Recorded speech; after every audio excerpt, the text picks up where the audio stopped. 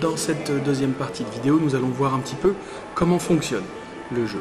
D'abord, après avoir distribué donc le matériel de couleur aux joueurs correspondants, donc le joueur bleu ici situé de ce côté-ci de la table, vous allez placer au centre de la table donc ces 3 jetons de couleur rouge qui constituent ce que l'on appelle le marché commun.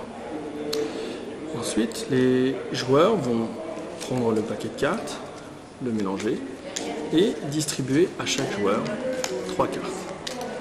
Je vais faire une distribution pour l'équivalent de 4 joueurs. 1, 3 et 4. Et donc on en distribue 3. Ces 3 cartes constituent leur main de départ. Donc vous voyez qu'à partir de cette main de départ, j'ai donc des cartes qui appartiennent à certaines catégories et qui appartiennent donc à une certaine chronologie. Mon objectif, ça va être de pouvoir créer donc des ensembles de cartes cohérentes pour aborder les politiques de coopération. Donc, après avoir distribué ces 3 premières cartes, en fonction du nombre de joueurs, le distributeur va de nouveau redistribuer des cartes.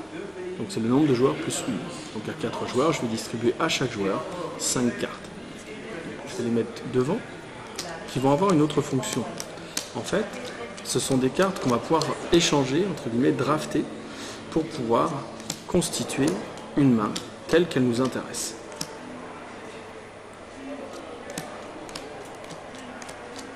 Voilà.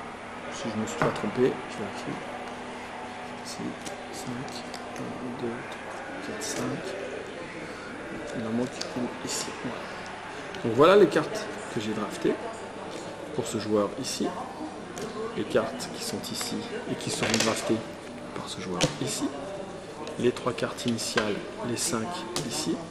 Et donc, dans ces 5 cartes, j'ai reçu donc ces cartes-ci. Donc mon objectif, ça va être d'essayer de me constituer une main pour pouvoir créer soit des ensembles chronologiques, soit des ensembles thématiques. Sachant que pour poser un ensemble devant soi et commencer à marquer des points, il faut qu'il y ait 3 cartes de la même couleur ou portant le même symbole. Donc si je reprends sous les yeux mes cartes, je possède déjà donc une carte dans la thématique scientifique, une carte dans la thématique éducation, une carte dans la thématique politique et j'ai 2 cartes de la famille des années 1990. Donc regardons ce que j'ai ici. Donc j'ai de l'économie, j'ai de la culture, de l'économie et de la coopération. Donc pour l'instant, aucune carte qui pourrait m'intéresser, ni en termes de couleur, donc en termes de chronologie, ni en termes de thématique.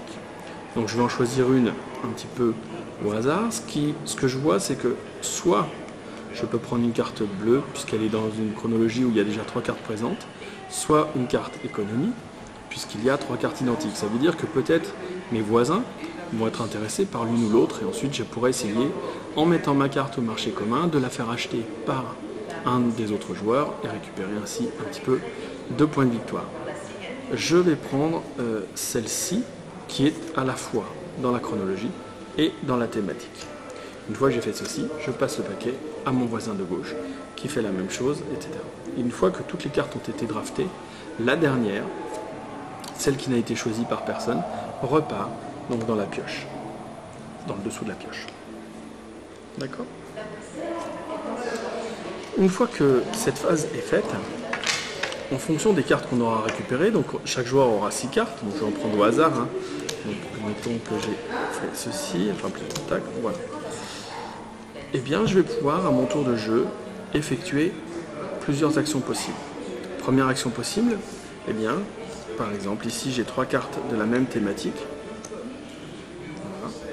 Donc, en 2002, les rencontres franco-allemandes de la recherche. En 2005, la création du cercle économique franco-allemand. Et en 2019, la création du comité franco-allemand de coopération transfrontalière. Donc, ces éléments-là me constituent une famille. Et étant donné que j'ai 3 cartes de la même thématique, chaque carte posée me rapportant 2 points, je récupère 2, 4, 6 points, donc les points de victoire étant matérialisés par ces petits jetons verts. Donc je peux récupérer 6 points. Mon voisin peut faire également une action. Cette action peut être donc de poser une famille de 3 cartes. Ça peut être aussi une action de compléter par une carte ou par 2 cartes une famille déjà existante. C'est-à-dire si au prochain tour, admettons que je récupère cette carte-ci, eh bien je pourrais en tant qu'action rajouter cette carte à la famille, ce qui me rapportera donc 2 points supplémentaires. Quand on pose une famille thématique, on récupère de base 1 point de plus. Si on fait des ensembles qui sont chronologiques, on récupère juste les 6 points. 2, 4, 6 de base, sachant que dans un même tour de jeu, on peut poser 4 ou 5 cartes du même ensemble chronologique ou du même ensemble thématique. Donc, troisième action possible dans un tour de jeu. Si j'ai par exemple, il me reste une carte, vous voyez celle-ci, elle n'entre dans aucune de mes chronologies, dans aucune de mes thématiques, je peux la positionner en dessous du numéro 1, ici, puisque personne ne s'y est mis, dans le marché commun. Et je vais mettre donc par-dessus un jeton qui indique que cette carte était ma propriété et donc que je la mets en vente. Quand les 4 espaces du marché commun sont occupés par des cartes mises en place par différents joueurs, mises en vente par différents joueurs, par exemple, voilà, tac. Mettons que ce soit encore moi et celle-ci, et puis pour celle-ci ce soit le joueur jaune, je ne sais pas si on voit, je vais décaler aussi, tac, voilà. Eh bien, on va passer à une phase d'enchère. Pour passer une phase d'enchère, c'est assez simple. D'abord, dans ma main, je vais choisir le numéro de la carte que je voudrais bien acheter. Alors là, malheureusement, aucune ne m'intéresse. Forcément, je vais changer pour que ce soit plus intéressant. Voilà. Admettons que le joueur bleu ici ait mis en vente cette carte numéro 3. Cette carte numéro 3 va m'intéresser. Je vais donc prendre dans ma main ce jeton numéro 3 et que je vais ensuite mettre avec le point d'interrogation devant moi pour signaler que l'une des 4 cartes m'intéresse.